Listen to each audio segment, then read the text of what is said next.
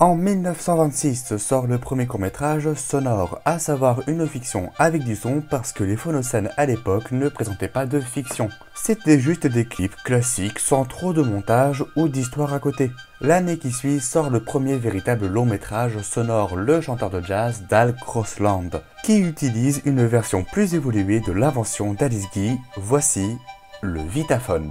Il a pour particularité de faire dérouler la musique au même rythme que la pellicule, ainsi pas besoin de technicien lors de la projection du film. En effet, l'invention d'Alice Guy avait un léger défaut.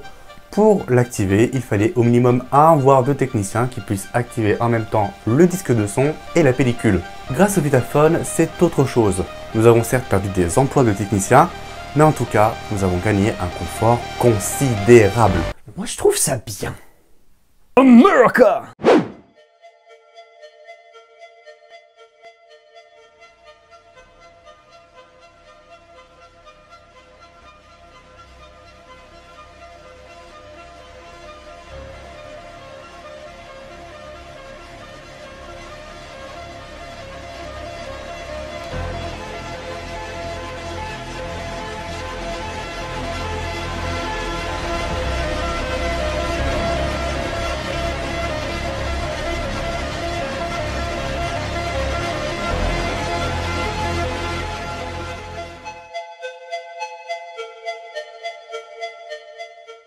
Cependant, ce n'est pas cette invention qui apportera la véritable révolution sonore que connaîtra le cinéma, même si elle est très importante pour comprendre le son. Le Vitaphone est un procédé totalement pensé pour le montage sur la durée. En gros, sur le tournage, il y avait des caméras et, attention, un micro.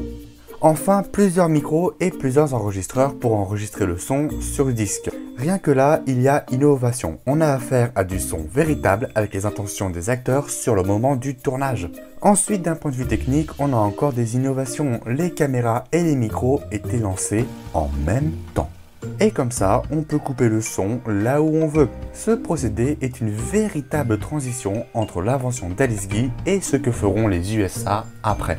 Mais c'est génial ce truc! Alors oui, mais il y avait quelques problèmes. Ah! Mais facilement gérés. Ah! D'abord, il y avait le problème des sons des caméras qui couvraient la voix des acteurs. Donc, on les cachait dans des caisses insonorisées avec du plexiglas. Ensuite, on avait le problème des micros. Ils étaient beaucoup trop gros et il fallait donc les cacher. Mais comme ils avaient une faible portée, on en mettait plein partout. Et puis, ils sont devenus plus performants et plus discrets, donc ça allait. Et enfin, restait le plus gros problème.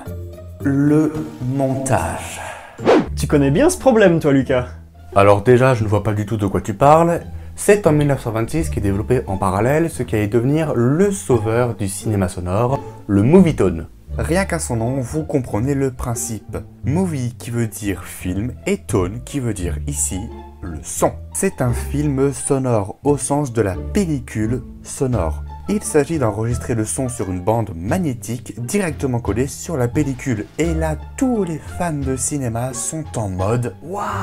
En fait, ils ont peint sur l'image d'un blanc pour qu'il soit noir.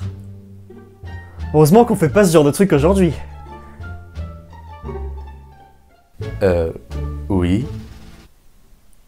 Donc c'est grâce à cette implantation du son sur bande magnétique puis collé sur pellicule que le cinéma a pu gagner un espèce de gain de temps et de confort lors du montage.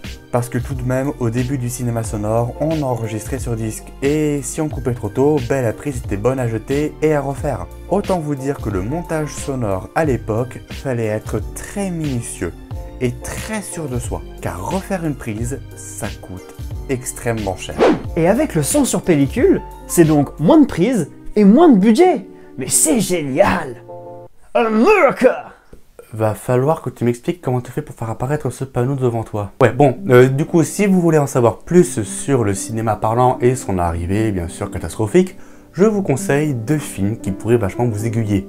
Tout d'abord, nous avons Chantons sous la pluie, réalisé par Stanley Donen, un excellent film musical en plus, autour de cette question de l'arrivée du son au cinéma et surtout d'un point de vue tournage. Et si vous voulez partir plutôt des côtés des artistes et dans un ton un peu plus sombre, je vous conseille The Artist réalisé par Michel Hazanavicius qui montre bien cet aspect bouleversement du cinéma sonore. Moses supposes his toes are roses, but Bon, Moses Edouard ne supposes semble pas être partant pour conclure aujourd'hui, donc je vais le faire moi-même.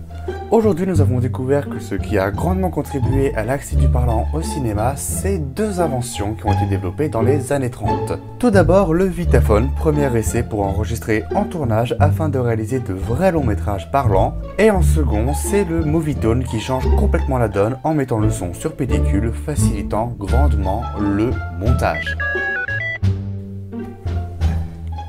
Ed. Oui, alors aujourd'hui, on a vu... Non, t'inquiète, ça je m'en suis occupé. Ah, ok, bah on va où et quand? Bah justement, on part dans les années 50, Cool. J'aime les années 50. en France. Oh non!